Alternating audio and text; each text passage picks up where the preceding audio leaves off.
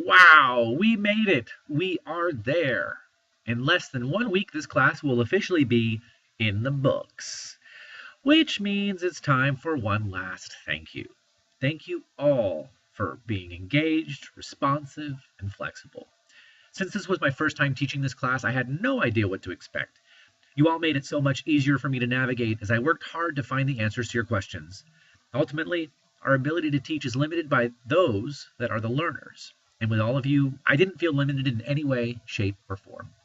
You made this so easy and fun. We worked hard, well, really you worked hard, and for that, I give you one last thanks. Grazie. But we're not quite there yet. We do have this final week to get through. Before we talk about this week, though, let's recap last week. Last week, we discussed technology and universal design. Everybody came to the table with some interesting ideas on using technology in our virtual classrooms. For example, Carmen is going to start using SoftChalk. Kim shared with us her knowledge of Socrative. Kathy, Robert, and Kawana all referred to different ways they will be using StudyMate. Kelly took us on a virtual tour of the Acropolis. And Jason introduced us to Prezi. On top of all of that goodness, we learned about universal design. Universal design isn't just for students who self-identify as needing accommodations. By having items like transcripts for videos, we cater to a larger group of students. Some people need to read to learn, and some like to watch to learn. Universal design allows us to reach as many students as possible. Finally, you turned in your final syllabi. I look forward to reading those, as this is really the culmination of all of your work these past 5 weeks.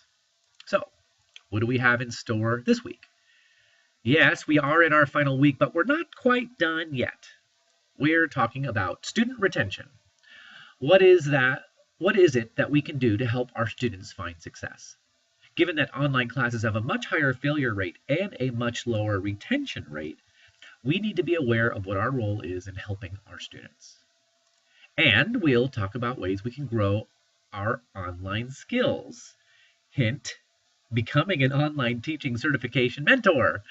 I've learned more in the last 5 weeks working with this material and all of you than I feel I've learned in my previous 4 years of online teaching. And now for my final nugget. Today I want to talk about being present. You see, online classes can put up a lot of walls between you and your students. It's very easy to forget there's a human being on the other side of that keyboard. This, I believe, is a major reason why our dropout rates are so much higher in online classes. Students don't feel that personal connection they do in face-to-face classes. So, what can be done to tear down those walls? Very simple. We can just be there. That means being interested in what is going on with our students, talking to them about what is happening in their lives, being engaged with them on a daily and weekly basis, letting them know you are there just as much as they are. That's why I try to check into discussion boards so frequently, so I have a presence. Be responsive to their needs. Pick up on frustrations quickly and address them. Respond to email in the time frame you promised. Answer their questions quickly and effectively, and follow up to make sure they understand.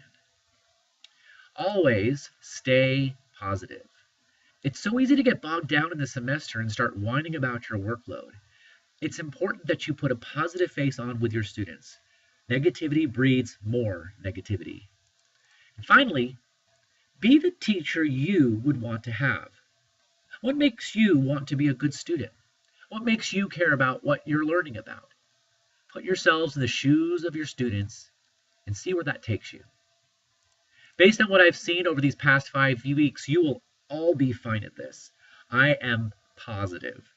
You all are already really great teachers. Translating that into an online setting takes a little extra planning, but I know you can do it. So, that's it. I look forward to engaging with you on this week's discussion boards for the last time. And I want you to know that even after this week, I'll still be there to offer my advice, opinion, suggestions, or just to have as a sounding board. Your success as online instructors is important to me. Please share with me your success stories as well as your challenges.